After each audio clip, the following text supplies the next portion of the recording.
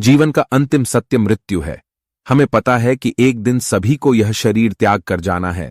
एक आत्मा ही है जो अमर है, जो एक शरीर छोड़कर दूसरा शरीर धारण करती है। लेकिन धार्मिक मान्यता अनुसार इसके मध्य हमारी मृत्यु के बाद आत्मा यमलोक की ओर चली जाती है।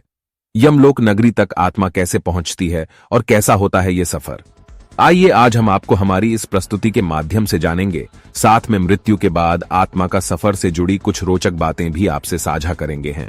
तो आपसे अनुरोध है कि वीडियो को बिना स्किप किए अंत तक देखना ताकि आपको पूरी जानकारी मिल सके।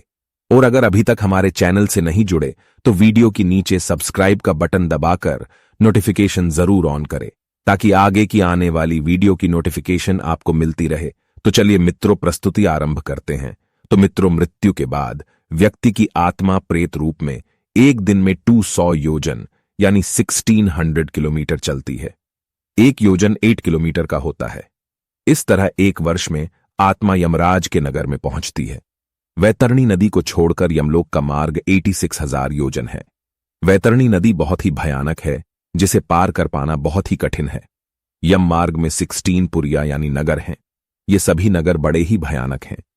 इस मार्ग में बहुत कम समय से लिए व्यक्ति की आत्मा को महीने में एक बार ठहरने का अवसर मिलता है। यहां आत्मा अपने पूर्व जन्म के कर्मों और परिवार के लोगों को याद करके दुखी होता रहता है। यमदूतों की यातना से दुखी होकर आगे कैसा शरीर मिलेगा, यह सोचकर भी घबराता है। यम मार्ग में कई नरक हैं, जिनमें कुछ नाम है अंधतम और ताम्रमय।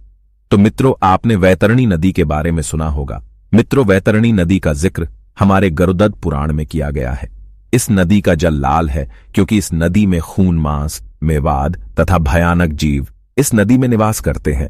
पुराणों के अनुसार यह नदी 100 योजन लंबी है। यह नदी यम मार्ग पर पड़ती है।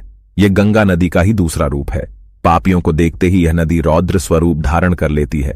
कहने का मतलब यह नदी गर्म तेल की तरह खौलने लगती है, जिसका ताप 12 सूर्य के ताप के बराबर होता है। यह नदी खून, मांस, मेवाद तथा कीचड़ से भरी हुई है। यह नदी बहुत ज्यादा गहरी तथा देखने में बहुत भयानक लगती है। दोस्तों, आप सभी को यह भलीभांति मालूम है कि मृत्यु जीवन का अटल सत्य है, जिसे कोई भी नहीं काट सकता है। वैतरणी नदी अंधतम कीचड़ और झोंक से भरा है, जबकि ताम्रमय तपे हुए तांबे जैसे गर्म है। इस मार्ग से जाते हुए पाप कर्मों को करने वालों की आत्मा दुख पाती है।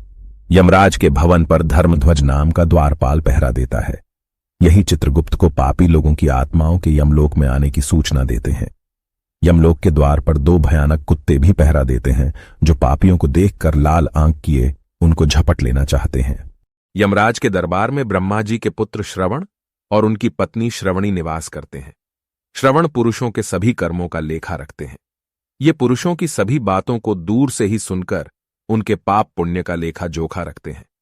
इनके कहने के अनुसार ही यमराज पुरुषों को उनके कर्मों के अनुसार फल देते हैं। श्रवण की पत्नी स्त्रियों के पाप पुण्य को यमराज से बताते हैं। इनकी बातों और सलाह के आधार पर यमराज महिलाओं को उनके कर्मों का फल प्रदान करते हैं। सूर्य, चंद्र, जल, आकाश, मन, दिन रात और धर्म मनुष्य के कर्मों को जानते हैं। यमराज व्यक्ति के कर्मों का हिसाब करते समय इन्हें भी गवाही के लिए बुलाते हैं। कई ऋषि और अश्वमेध यज्ञ के फल से उत्तम लोक में गए राजागण भी यमराज के दरबार में सलाहकार होते हैं। सभी से विचार और सलाह लेने के बाद यमराज व्यक्ति को दंड और उसके अगले शरीर के बारे में विचार करते हैं। अपने कर्मों का फल भोगकर प्राणी को फिर से बचे हुए कर्मों का फल भोगने के लिए नया शरीर मिलता है। तो मित्रों, आज की वीडियो में बस इतना ही। हम फिर मिलेंगे एक नई वीडियो के साथ। तब तक के लिए हमें इजाजत दे। धन्यवाद।